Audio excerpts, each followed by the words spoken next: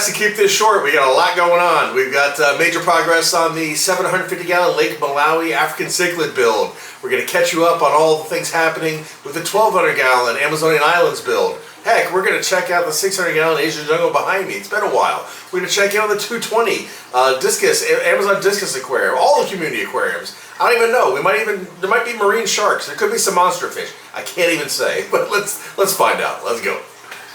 Well, you want to know how you know that your fish really like their new aquarium? Is when they've been moved in after just a couple days and they've already bred. We've got baby Geophagus fenni swimming there under their parents. They are absolutely tiny, but there is a whole school of absolutely tiny Geophagus fenni spawn down there, and as you can see, they're keeping everybody away. But that's amazing. 1 week in their brand new tank and we've already got a school of babies. Amazing stuff. Wow, that's awesome. So it probably doesn't need it, but I figure I'd go ahead and do a little cleanup of all the mulm and wood material from many years of tons of driftwood and big cichlids in here. So I have the pump in over there. I'm stirring everything up continually, pumping it out, so we'll get as much as we can before I get in there and start doing aquascaping. And then of course, once I'm done with that aquascaping, I'll fill the tank up and we'll turn all the pumps on. We've got multiple wave makers here, and then of course we got the sump, and we'll filter out the rest. But I'll get what I can to get this slate as clean as possible. Whew. These giant aquarium resets, they always look worse before they look better. So what is all that? It's a bunch of dead leaves in there. Because up top we had a whole bunch of pothos, which is now in that trash bag. So I've done a few clean outs, but obviously there's still a lot of mulm in there. What I'm going to go ahead and do is just go ahead and start on the scape. Well, first I'm going to take the net here, scoop out all those leaves, then get in there and just start building the scape, and then fill it up and let the filter get the rest of that out of there. I have these two gyres, one on each side, and once those start going, creating a lot of flow, I'll take the strainers off of the drains and just let everything get caught down in the newly rebuilt filter system. So it'll be a good test for it, but we'll get that sand all cleared up. But first of all, I need to figure out the scape. Obviously, I want to take advantage of the depth of the tank. That's a no-brainer. So there'll be some smaller rock formations up front, but the big rock formation in the back, right now I'm kind of leaning towards a large piece in the middle that goes way high in the aquarium, comes out, you know, just a little bit, not too far, to leave room in the front here, some open space and some formations out here, but then have that go all on the back and down, all on the back and down this side. So we'll create 1, 2, 3 large areas of scape, and then sort of 4 or 5, the front back part, and then a couple islands. So hopefully we'll end up with around 7 distinct rock formations to create territory for fish, and then a lot of open areas in between. Sort of you'll end up with sort of an open area coming from the outside across the middle, back up front, back, and then back up here, and then sort of in the middle. So like always, I think it makes more sense once we get it in there. Using my my normal tools, the milk crates, so I'm going to start cutting up and forming these up, get those in there, and then start moving in a bunch of rocks. I just can't come out of the annex anymore without getting right over here onto the 1,200-gallon Amazonian Islands. The plants and the filter are doing good. Later on in this video, I got to show you guys a really good idea that somebody had in the comments, and I'm going to implement it in this video. Great idea. We got awesome water flow, lots of surface agitation, and a lot of happy fish. They are digging their home. Super comfortable. Every time they see me, they are right at the glass. Just the, you know, look at that. All of them right there. They are just super comfortable with this tank. I don't know when I'm going to show it in the video, but I might have already shown it. But Geophagus already breeding. Unfortunately, The fry lasted about 3 days, and then something ate them. But the fact that they bred about 5 days in a new aquarium like this just tells me that they're digging their new home. And, you know, it seems like they want food. I'm sure they're not here just to see me, so let's give them a little bit of food. Okay, a little cup full of Extreme Community Crave flakes, some Extreme Cichlid pellets, and some Vibra-Bites. Let's see what they see if they like it. Nice little feeding frenzy going on over here. Got a little bit for everybody, and of course we got to make sure that plenty of it gets down to the sand substrate so our cory cats can fill up. And honestly, cichlids, especially Geophagus, they have no problems at all eating from the substrate. Neither do the yellow acara, the blue acara, the albino threadfin acara. None of them do. They are all happy to eat off the bottom. Of course, the angels are more than happy to polish off anything in the water column. We got the OG angel back there with his massive group of new friends. And of course, the other OG angel over here. And the thing I'm happy about is really a weekend with fish and everything. And while the water's not perfectly clear yet, it's clearing up really well. It's establishing quickly. We put large bags of biomedia in the aquarium. See one sitting over there, and there's one down here, and then another one over here. So those are just temporary. They're just to help seed the aquarium, because obviously adding a large load of fish all at one time, even in a big aquarium, you have to have the bacteria. And then I've been supplementing with the Fritzheim bacteria.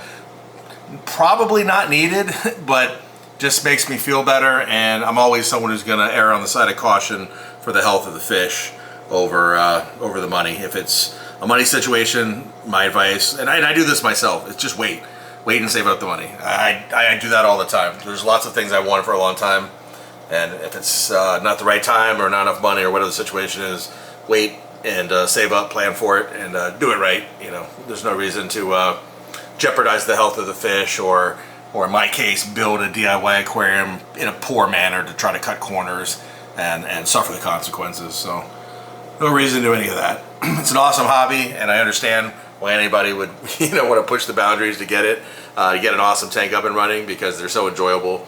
But at the end of the day, it's never worth it to cut corners and do sloppy work or keep fish in a poor environment. I'm really curious what this thing's going to look like when all those angels are grown up. It's going to be interesting. Now the crazy thing is, it just doesn't even look like 1,200 gallons, because they're so comfortable. They're always right on the glass. They're right at the front, and it's always that thing where you got to remind yourself, you got to come up here and you're going to say, okay, everybody is here forward. Like you've got all of that going back all the way under that riverbank, and there's just nobody back there, because they're just like, hey, we're super comfortable. We know we got all that place to retreat to if we're bothered, so we think the food's going to be up here, so we're just going to be right up here up front with you. Not a care in the world. So let's see those angels. They're a little ways back. See if we can see them from the top. And yeah, I don't know if they'll come through on camera, but they are pretty far back. They're about 3/4 of the way back of the tank. So in that angel in the back there, the farthest one in the back, there's another foot behind that angel. The big one right back there, he's about a foot off that back wall. Okay, enough of me geeking out on the 1,200 gallon Amazonian islands. I got a long time. I got lots of fish coming for this, lots of plans. So we're gonna keep dialing it in. We got a lot of smaller fish to add, a lot of other fish to add. So this has got a long ways to go. Plus, we're gonna get our greenery growing. So we'll start the dosing, and if necessary, may have to bump up the lights, but we'll see if it cuts it. We've got the uppers for the riverbank plants, which actually are growing in nice. You can see new leaves unfolding, new growth on every single one of these plants. But you can see I've also added some supplemental lights underneath just for the Amazon swords. And if I have to, I'll add more of that. And we'll make sure that these six Amazon swords end up being gigantic Amazon swords, because that's gonna truly look amazing. The contrast between those bright green, tall, 3-foot tall Amazon swords and all of this hardscape in wood. So I like to take you guys through all the different stages of the build, and obviously revamping this 750 gallon, going from the old Amazonian islands to a Lake Malawi aquarium. There's a lot of work to do, and this is definitely one of those stages that takes some imagination, because I mean, you just see, you know, a dirty substrate with mulm and a bunch of plastic crates in there, and more crates up there, and big rocks, and you know, this is just a sort of rough outline. So the concept here is I need to fill the height of this, you know, 3-foot tall tank, and so I want to build up the structure, and I don't want to just pile rocks. I want to have something to support the rocks so that I can use fewer rocks, go higher, and also create some cave complexes throughout the eventually what will look like just rocks. So this is just sort of my first thought at putting these crates in here. But ultimately what's going to happen is I'm going to get the rest of my rocks. I'm going to fill up the tank with the big rocks. I've got extra crates up here. I'm going to hop in there and I'm going to start playing around with it. And you know what? Let me take you up top, and we'll look in from the top, looking down, and it might be easier to get the scale of what we're trying to do here with the aquascaping. So not only is the tank 3 feet tall, it's 5 feet front to back and 6 feet wide, so it's quite chunky. So it may not look like there's a lot of space in front of this monstrosity of plastic crates back here, but there is quite a bit, but maybe not enough. I'm not sure. I really do have to get in there and start piling rocks up, and then it's easier for me to tell at that point. What I was talking about with caves is you can see how some of these have big openings in them, and like down here, a big opening on the side, and the same with this crate over here, versus lots of little openings like the little holes and everything like that. So this is going to have haps, peacocks, and mbuna. So I want to have some larger caves for the larger fish, not too many, but a few. I want to have different zones of territory, both in the back and in the front, and I want to create some sight breaks. So I want a couple areas that are quite tall. So that's kind of the premise here. So when I'm done rocking all this in, I believe there'll be plenty of little spaces for mbuna to get in there, because basically mbuna are impossible to stop. I mean, they're gonna find little holes and they're gonna breed, and those little babies, they're gonna find a way. It's amazing. They're insane. Even with big haps and peacocks in here, you're gonna have mbunas breeding. There's no stopping it. So I'm not too worried about that, but I do want to have some larger natural caves for the bigger fish to utilize, and that's going to be the harder part, making that look natural. But so this is the crazy use your imagination stage, and the next time you see this, I will have been in there and tried a bunch of things, and we'll have a rockscape that I think will satisfy the needs of what we talked about. So I'm going to get a bunch more of these big boulders, get them inside the tank, and then I'm going to hop in there and get to work. Do you guys remember the 600-gallon Asian jungle? We haven't seen this aquarium in a little while, and all those tiny little baby fish, they're starting to grow up. It's like I said, it has been a while since we've done anything with this other than feed them and top off water, and this is the perfect example of why I love large ecosystem aquariums. It just cruises along. It doesn't need me to be constantly messing with it. It is well-established ecosystem. It's balanced. There's plenty of space for everybody. There's no aggression with the fish. They have a lot of plants. There's a large filter system. It is also full of plants. Big shocker, right? With my style aquariums. And what that allows is for me to, you know, quote unquote neglect it, because I've been so busy with all these other projects that I can just top off water and feed these guys, and everything cruises right along. Everyone's healthy and happy. And oh my gosh, did those mascara barbs, you can't tell the babies from the adults. I mean, they're just slightly smaller, but oh my gosh, you really can't tell. Unfortunately with this tank, not recently, but it was actually a few months ago, some of my original fish are starting to age out. The ones that were moved over from the 125, they're basically fish that I got in 2019, so they were the original batch, so 6 years old or so. And that was my Royal Trout Danio, or Blue Spot Hill Trout Danio, All three of those aged out over the course of about 6 to 8 weeks. I've noticed some of the Rasbora. Yeah, there's still some in there, but they're quite old. Those Harlequins are 5 years old or so. Some of the original tiger barbs aged out. That's why we have the new group. We have the greens, the regulars, and the albinos. Plus, we still have some of the old ones, and they haven't all aged out, but a lot of them have. And also, I suspect some of my rainbow sharks have aged out. There's still a bunch in there. I mean, I can see 5 in my view right now, just the albinos, and they love that wood back there. There's an entire 6 foot by 3 foot wall of wood back there, and plus we have all the cave complexes here, there, and there. So they could be in a lot of places, but I just feel like I don't see them as much even when feeding and everything. So I'm suspecting some of them are aging out. So I'm putting together a list. I want to do another batch of fish for this aquarium, and so I'm starting to formulate some species that I think would be cool to add. So I'm looking forward to that. But in the meantime, I really appreciate that this tank can just hang tight for me and cruise along while I work on these mega projects, because resetting 1,200 gallon tanks and 750 gallon tanks and 2,000 gallon tanks, it's hard. It's a lot of work. Or 3,000. Even the sharks wasn't that long ago that I was working crazy on that, and that's still not done. There's still work to do with that. The estuary needs to be scaped, and the where the sharks live needs to be modified. So there's still a lot of work to do there. So I really appreciate tanks like this. I'll tell you what, real quick, let me go grab some bloodworms. We'll give these guys a little bit of a treat. Okay, there's 10 bloodworm cubes in there, and I forgot, this is the problem with the Asian jungle. Where do you film? There's too much activity everywhere. You just come back like this and try to get the whole tank. These guys are going nuts.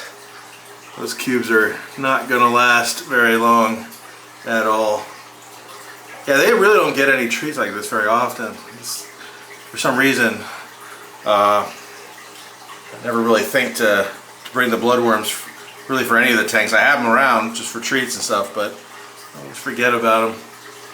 They're tearing them up. Nice to get a little bit of a change. It's hard to get those guys that are 4 feet in the back there. Get a little zoom on them. Yeah.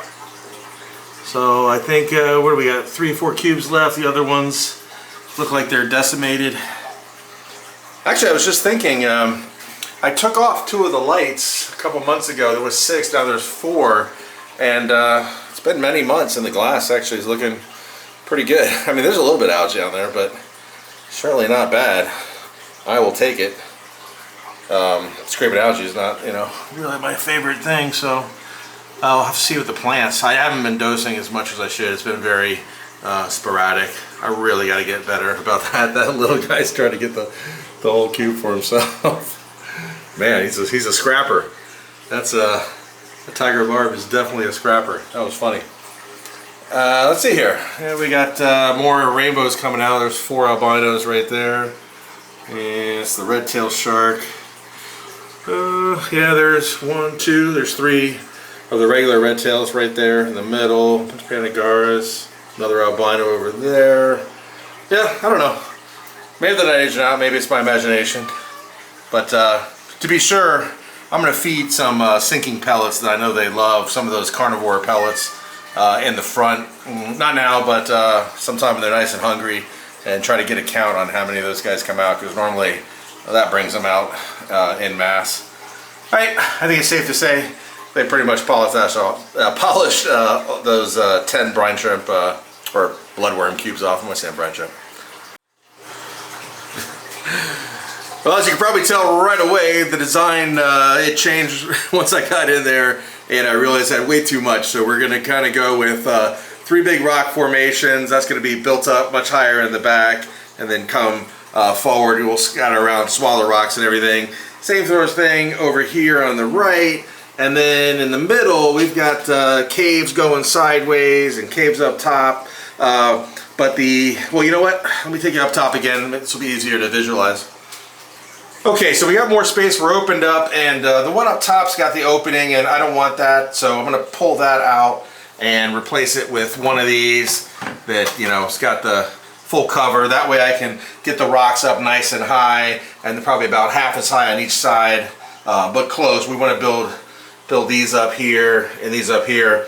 And also inside of this cave, I'm going to put a couple rocks in the back, both so when you look through the front, it looks natural, but also to hold up the weight better than what we have right now. And then of course I'll just be getting the cover, getting the front of this and the top covered, kind of like you see over here. You know, it's more or less natural looking. There'll be some bigger rocks up top to elevate, and then medium sized and smaller rocks all around the perimeter, and that pretty much goes for all of them. But you can see there'll be more rocks piled in there to fill in gaps and everything, so it looks pretty natural, I think, once it's done. And same thing over here, build these rocks up higher and fill in.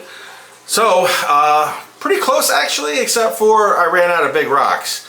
So I'm going to total up how many I think I'm going to need to achieve that, and then buy a few extra, and then go ahead and get back at this. Now I have plenty of these medium-sized rocks outside, so no shortage of these right here. I literally have a pile of them, a ton of them out there, and I have a ton of the gravel. So we're all good from that standpoint. So just a matter of these big rocks, and then yeah, I think it'll be time to fire this bad boy up and see what it looks like with water in it. So I'm going to need a chance to run up to the rock yard during a work day, which is not easy to do, so I'm going to have to block off a little time to get that done. But hopefully I'll get it done next week. That'll be the plan, and we'll get this all natural looking and supported. And then up front somewhere I have that little small crate back here, and either to the left or to the right I want to make like another rock formation up front, something to bring redfish right to the front. Maybe two of them, maybe one here, we'll see. But something pretty close to the glass. It'll be like at least 8 inches off the glass or something, but it'll look like it's right there. So yeah, you can imagine that middle going pretty much all the way up with rocks, and then cascading down, and then we'll tail it off, and the sides being about as high as you see right there, so not quite as high. Yeah, I'm definitely feeling this. So in the meantime, I have things to do. I can work on the sump, finish getting that all cleaned out, get it ready, and I have brand new lights for this aquarium, so I believe it is going to look awesome. And in the meantime, I might even give it a fill and another flush, and just get some more of this mulm out of here. Be less for the filter to have to take care of in the future. Ooh man, I am actually getting excited for this tank now. I can see the vision. I can sort of visualize the fish. So yeah, this is awesome. So just watching the arowana swim by in the 4500, of course everybody else, and it had me thinking, I don't know if I mentioned it. I know I've talked to friends about it, in the fish hobby, but I don't know if I mentioned it here, is that a lot of times people ask about water changes on the 4500 gallon, and I have never done one yet. The filter has never clogged, so basically the water's never come up, and every time I've siphoned anything, nothing's come out, and the flow is the same. But I did notice I was getting more algae. Specifically this one panel, I don't know what it is, but this one panel gets a lot of algae. The other ones don't. I haven't cleaned any of them since I built the tank. I mean, that's how in balance it's been. But I did notice starting to get more algae on the rocks and everything like that, and I tested the water, and there were significant amount of nitrates, you know, north of 40, and it had me thinking, like, how is that possible with all of these plants up there? I mean, it's a literal jungle.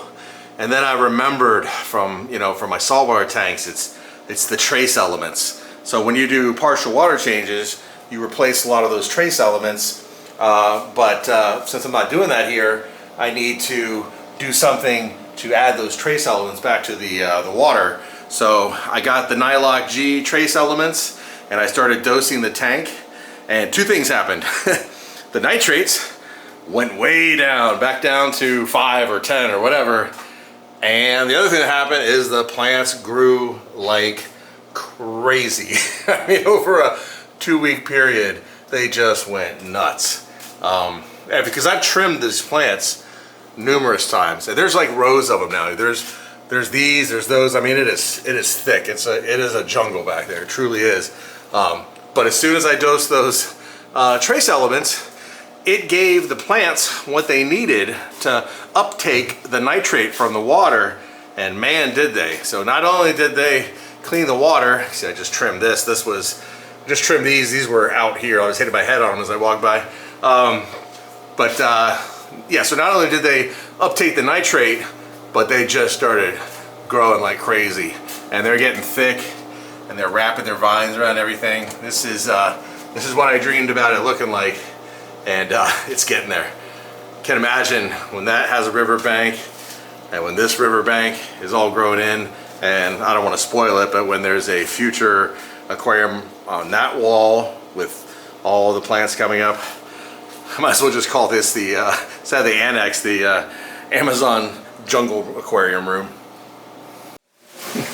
Heck, we've been talking about jungle plants, and we've pretty much checked in on all my community aquariums, so we might as well check in on the 220-gallon discus aquarium as well, because there's been some good progress here. So all the fish we added, only one DOA, one of the black angels didn't make it early on. Everyone else doing great. Everyone's getting along. Our beautiful Severum and discus. The cool thing, adding all these fish has made the discus much more aggressive and competing for food and everything. And when I say aggressive, I just mean out and about. They just want to be in the front, so in case food goes in, they're first. So it's a nice healthy competition with all these guys. And the second thing that has been awesome is our lily plants. Yeah, they seem to be doing good. they're creating quite the coverage up there, and they are cranking along. Very minimal growth for the swords, but the lilies are doing great. So we'll see. I have been dosing this pretty regularly. It's next to my desk, so I remember a lot better to do this one. So I don't know why. Probably the swords, probably not enough light. So I'm torn if I want to add supplemental light along the back or not. I really like having the sort of muted light with just the 3 Kessels and the maximum shimmer. So we'll see how it goes. As long as the swords stay alive, and if they grow even medium, I might accept that, and possibly even get another red tiger lotus to add over here somewhere, so we have pretty much kind of equal density on both sides. But like I said, might as well. We looked at every other community aquarium I have. Normally, I think lately we had a lot of work with the big boys, the big marine sharks, and the big cichlids and stuff. So it's cool to get a video out like this where we focus in on the community aquariums and how awesome they are in their own right. I mean, they don't give up anything to those other tanks. For whatever you get from the big cichlids or the marine sharks, these guys make up for it in the diversity of colors and shapes, and the fact that you can keep so many diverse fish together in a community. That's what makes these tanks awesome. The fact that you can keep all these plants with them, and the fact that they're pretty much harmonious, right? There's not a lot of aggression. It's just a bunch of fish doing their own thing together, though, and it looks awesome. There's the Cory cats. That's actually one of my greatest successes with community tank breeding is the Sturbis. There's actually 2 generations of Sturbis there that have all been born and grown up in this aquarium. So I take pride in that. It's not easy to breed fish in a packed tank full of other fish. A lot of times they don't survive, but okay. Oh, also real quick, I moved over the 2 green phantoms that were in the grow out aquarium with the Geophagus fenni. So there's one there, there's the big green phantom, and somewhere else is the other green phantom. So looking forward to seeing those guys grow up, and that would be awesome if I had green phantoms breeding in here. I would love that. Alright, well, we made some serious progress on the 750-gallon Lake Malawi African Cichlid tank. I'll be getting some more rocks as soon as I can. Probably while I'm waiting for those rocks, I'll go ahead and pivot over, and we'll start getting the marine estuary finally built out. And we got to move that shark egg over from the main aquarium. Well, there might even be more now, because they've been going at it like no tomorrow, which is, you'll see in the next video. I'll do the estuary, and I got some triage work to do on my aquascape. The sharks are truly putting me to shame. I'm quite embarrassed at how easily they've destroyed my aquascape, despite all my efforts. At any rate, as always, stay tuned to the next video. I appreciate you guys watching, and I'll see you guys very soon.